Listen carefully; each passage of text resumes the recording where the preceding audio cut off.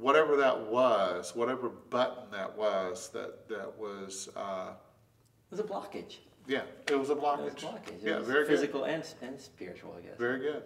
And so it was a beautiful thing. Another thing that happened is that after all of this, there was other things that went on.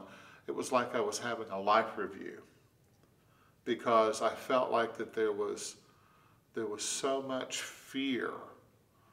You know, there was just like a boatload of fear back Well, that's there. what I wanted to ask you about. What was the fear level and how did you get through it? Because that is, to me, that's where everybody would go first. I know that's where I would go first. I can't speak for everybody else, but that's where I would go first, is this, you know, the fear. And then, like you're saying, it's hard to get out of that thinking, to release that, even get somewhere else, because you're so immersed in it. Yeah. How did you deal with that? And, you know, is it carrying forward? Yeah, absolutely it is. In reality, there wasn't a lot of fear about the situation. At first there was just the pain, and all I could focus on was the pain.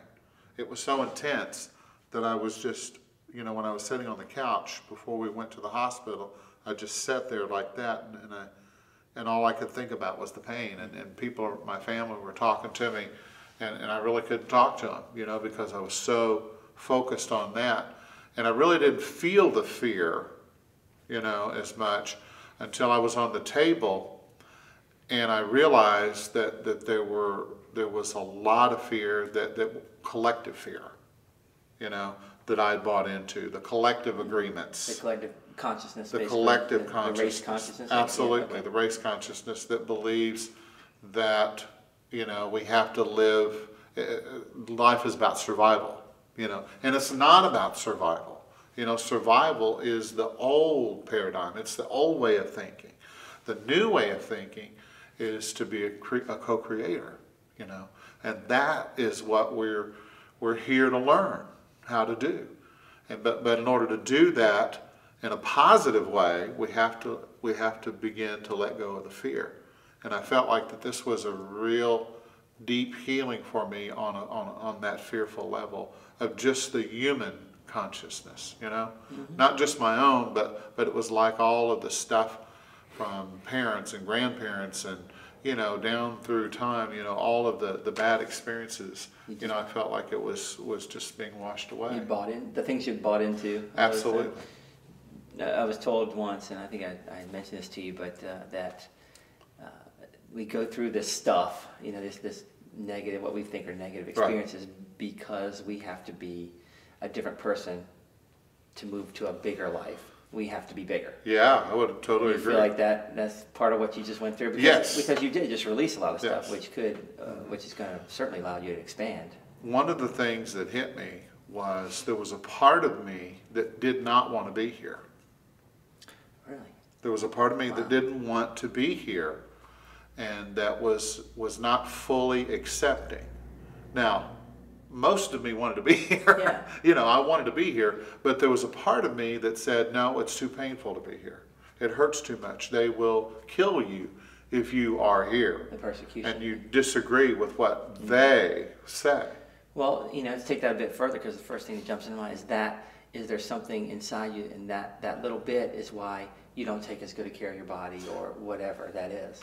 Very good. Absolutely. I mean, absolutely. Those deep-seated beliefs are nasty, aren't they? Absolutely. Yes, they are. Yes, they are. And so we harm ourselves a lot of times because we don't really have the respect for who we are. You know, we don't really have the right kind of esteem or confidence in who we are. And so we don't project our true self. We project a false sense of ourselves. And because we try to go along to get along, you know, and that going along to get along has not served me very well, you know, and especially taking care of my body, you know. Oh, we're going to have this for dinner. Let's just eat that. Now, wait a minute, you know, I don't need that. I'm going to choose something else, you know. So it was an empowering thing.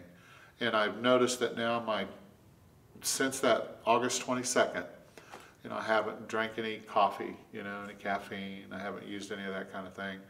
and I've just stuck with fruits and vegetables and things that I know that are going to help me, that are going to heal me, that are going to take care of my heart and the blood flow and all of that. I want to go on off of that to Okay. a whole different tangent. Sure. Because I know there's a belief out there, and I'm kind of on the fence about this. But Okay.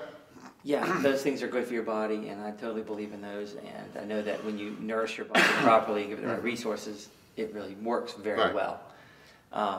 However, there's another thought that says that's all just illusion. I mean, that's if you're your true self and your God being, none of that matters. So, talk about that a little bit, because Yeah, well, I think that when we come into this world, we come into a consensus reality.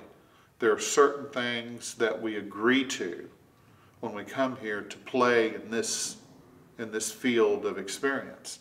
And so there's a certain limitations that we accept. There are certain ideas that we accept in order to live in this world. Because if you go beyond those, then you no longer are in agreement with that consensus reality, and you no longer fit into this world. well, Does that make sense? yeah, it does. Except for I grew up Christian Science. Okay.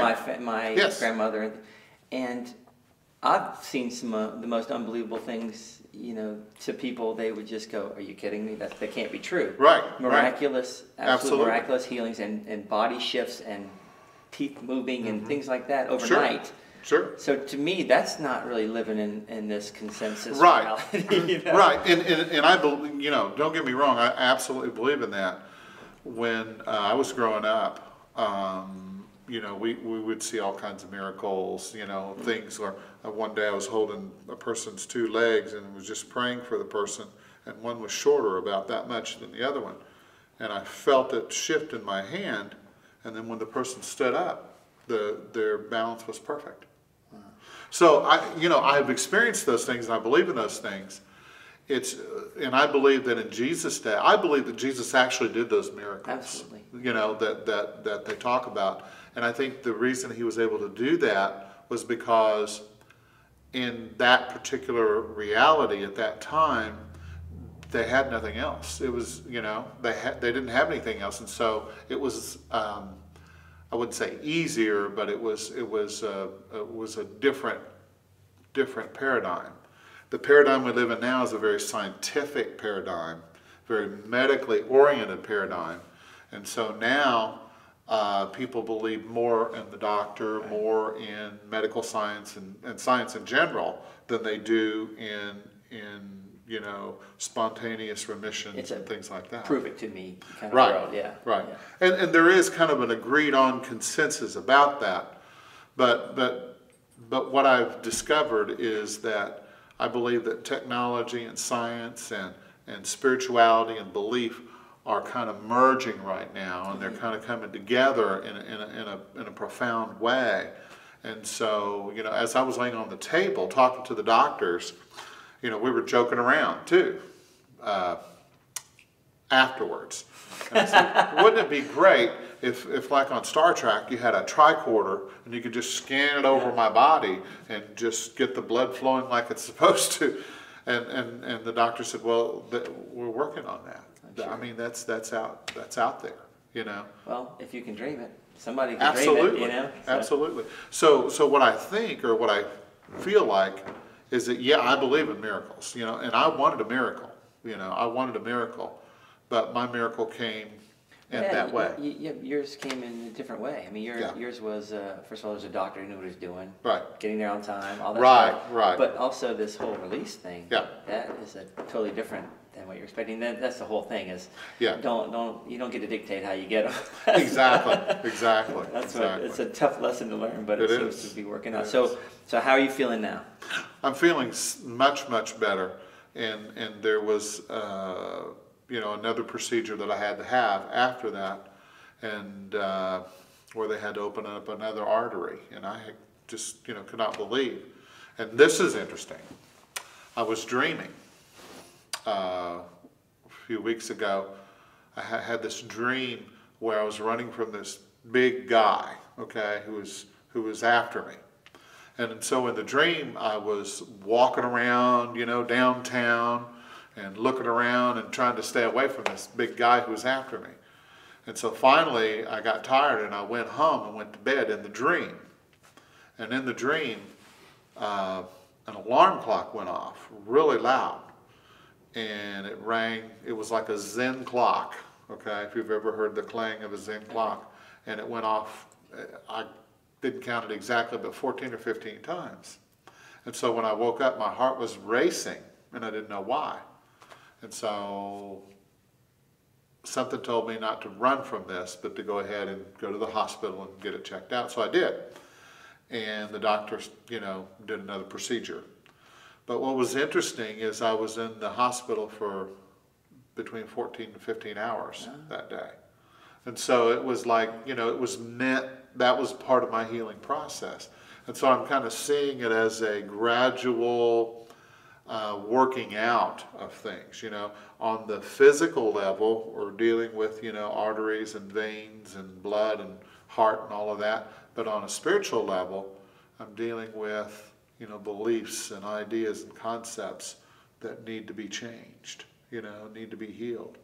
And so I believe that there's many levels that we all need healing. We need it physically, we need it emotionally, mentally, spiritually, all of them, at every level.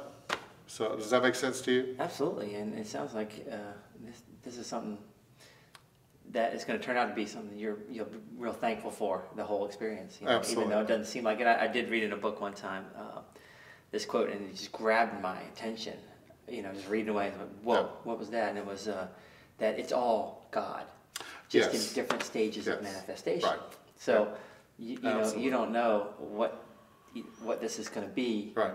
A year, 5 years, 10 years down the road, that because it's just in this particular. It seems bad at the time. Right. But it's just a stage of what's coming. So I was like, whoa, that was interesting. Yeah. And it sounds like exactly what you're going through. And what I've discovered through all of this is that it really, really is true that if you embrace whatever comes at you, nothing is a surprise, but everything holds some kind of answer, some kind of clue, some kind of meaningful coincidence or synchronicity. And if we just embrace it, it will lead us to the next step and the next step and the next step. We'll have to keep up with your progress here, but thanks for sharing that experience with us. I know My pleasure. It was Thank intense you. for you, but you open it up. It helps us learn a little bit too. So I appreciate it. Look forward to talking with you next time. All right. Thanks so much, Brandon. Appreciate you. Thanks.